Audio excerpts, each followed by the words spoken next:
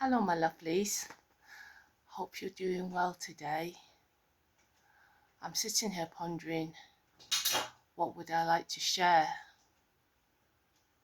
I think I'd like to share about my relationship with pain. So basically, I've been watching what's it called? Love is Blind UK on Netflix. I deliberately went and subscribed back to Netflix after years of not watching it because I wanted to watch Love is Blind UK. Because I saw an interview with two of the contestants who are now married, and they seemed like intelligent, lovely people, and so that inspired me to go and watch the series again. And the first series, because there's two, the first series I just um, binge watched it. It took me all day Saturday, about 11 hours maybe, and the next day on Sunday, which was my poetry class, the reason why I had no creativity left was because my brain cells were burnt from binge watching. Yeah, Love is Blind the night before. So that actually taught me that if I overconsume social media, then it really does affect my brain and my creativity, not my productivity, my creativity. So the second series, I'm watching it right now, and I'm watching it very much more measured. I'm only watching an episode or two episodes a night, and then I go to bed because it's quite a lot. But what I'm realizing, or what I've noticed actually, is that this time, instead of just consuming and not being having an active participation in it, I really feel a lot of compassion, and I recognize myself a lot in the contestants, in the females. Like I recognize the aspects of myself in the past where I've been thought that, oh, the way to be attractive to men was to be very strong and self-sufficient and appear to be put together, and actually not be soft and vulnerable, because I actually didn't know what being soft and vulnerable was. So I recognised myself in someone who was like that. I also recognised myself in someone who is a lovely person, but who couldn't see it in themselves, and so she just accepted breadcrumbs from a female admirer, and normality to her, as it was to me, was men just not really that bothered about being with me, and it was me chasing them. That was normal for me, that I chased the men rather than the other way round. And also I recognised the aspect in myself where when someone who was true, who had good intentions, who action matched their words, I actually, like the contestant, felt it was too much. It wasn't, they were faking it always too much. And actually what was really going on inside of me was that I didn't have the container to really receive real love. I didn't know what real love was. Love to me was just very chaotic, very dramatic, very up and down. Yeah, and it was just like a K-pop drama, really. So I felt a lot of compassion for these women, and it made me reflect on my journey with love, my journey with romantic relationships, and ultimately my journey with me. And basically, when I first got to Mexico, I was still doing my usual. I was on Tinder, I was doing casual hookups. But the last hookup I had, obviously he rejected me, and it's agitated the anxious attachment style in me again, and it made me feel rejected and hurt, and I was overthinking and constantly thinking what this other person was doing. And then I think it was one day I went to a Tamascal, which is a sweat lodge, and I think during the purification ceremony, my voice dropped in and said, I'm feeling as much pain in this one night encounter as I had when I split up from the last relationship I had a year before, which also was as painful as the split up between me and my first love 30 years ago. And it was the first time that I felt it's time for me to stop running away from this pain and actually turn towards it and go inwards and go towards it.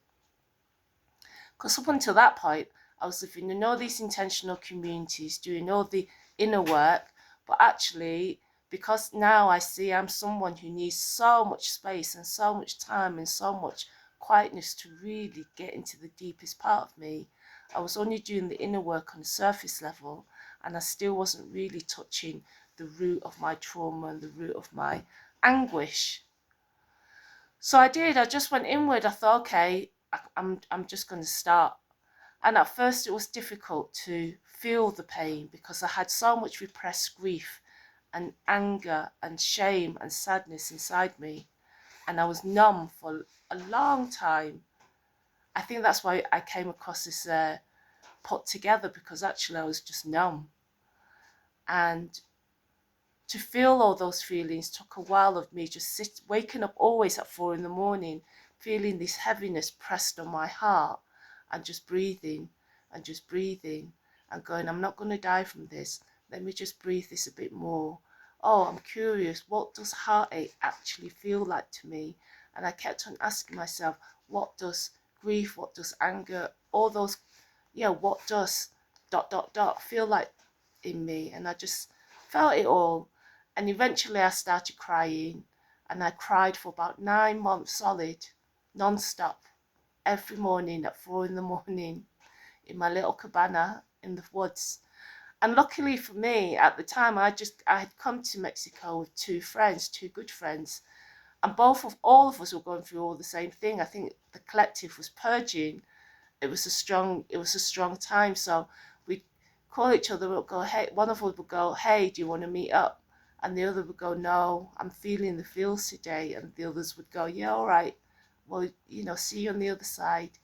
And it was lovely because each of us gave ourselves permission and gave each other permission to be exactly who we were, and we didn't have to perform, and we didn't have to pretend, and we just went deep in the process and then shared whenever we felt able to share. But anyway, so after about 9 months of just feeling the pain and having all these images of childhood, past relationships, my marriage, all come flooding back to me, and having to feel all that came up from that. One morning I woke up at 4, and the room was in this indigo violet light, so I know that for me I'm on another plane, another realm. And in my room was all my ancestors from all my lives. They were all with me. And my 2 grannies from this life, my paternal and maternal grandmother, were there, and my maternal grandmother, who I've never met because she died when my mum was 6. My maternal grandmother put her hand on my heart and said to me, all telepathically, stop drinking the poison of others' suffering. It's too bitter for a little girl to drink. Give it back to us. We're your elders. And from that moment on, I just stopped being a people pleaser. I really stopped saying yes when I really meant no. And I really just honoured my no's, and just sat with the guilt of saying no at first. But now I guess I'm sharing all this because pain for me was a portal. It really helped me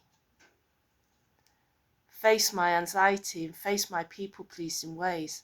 And actually, the latest thing that it's helped me with was that in minimizing my anxiety, because instead of pushing my anxiety away by overspending, overeating, by distracting myself with other people and through sex in the past, by not doing any of that, I was able to sit with my anxiety, and through doing that, I was able to make much, much better choices in all aspects of my life, in the choices I made with friendships since, with the life choices I've made since.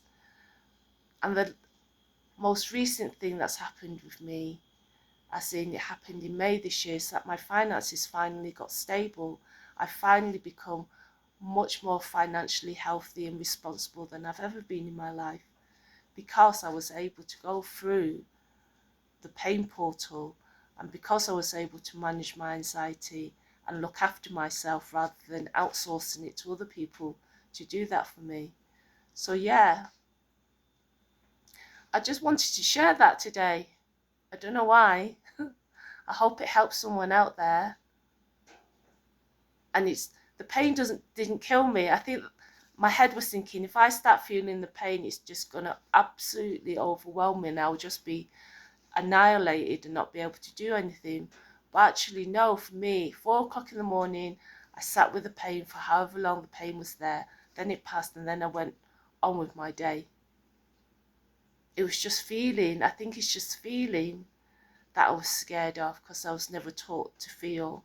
Whereas now I feel like to be fully alive, fully aligned, feeling is part of being human. Yeah. So that's all I want to share today. Thank you for listening.